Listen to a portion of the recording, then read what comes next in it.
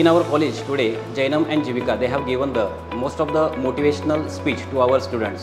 They have given a good message to our students, by which most of our students they have get motivated through their speech. दुबईवरून इथं येणं ही काही सोपी गोष्ट नाही आहे. तर म्हणजे खेड्यापाड्यांनी जाऊन जे म्हणजे विद्यार्थी आहेत त्यांना मार्गदर्शन करणं खरंच ही खूप मोठी गोष्ट आहे. खरंच या छोट्या विद्यार्थ्यांनी आपल्याला खरंच चांगलं मार्गदर्शन केलं आहे. नमस्कार, मी काव्या कुंडलिका आहे.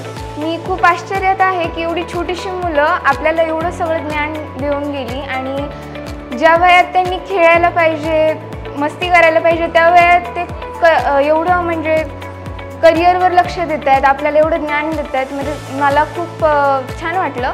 आज ह्या 9 आणि 11 वर्षाचे जे मुलं होते त्यांनी खूपच चांगलं भाषण केलं.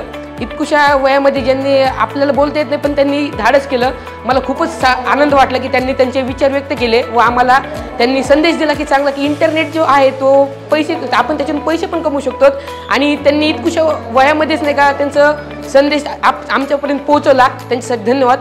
आज आपल्या शाळेत जे जीविका आणि जैनम आलेले होते त्यांनी एकदम छान दिले. ज्या वयात आपण फक्त इंटरनेट रील्स पाहण्यासाठी आणि रील्स स्क्रोल करत बसतो किंवा खेळत बसतो अशा वयात त्यांनी बिझनेस सुरू केला आहे. त्यांनी असा एक संदेश दिला आहे की आपण ज्या नेटवर्कवर आपला टाईम वेस्ट करतोय तोच टाईम आपण चांगल्या कामात यूज करून आपण एक बिझनेसमॅन आणि एक बिझनेसमॅन बनून त्यातून आपले इन्कम सुरू करू शकतो.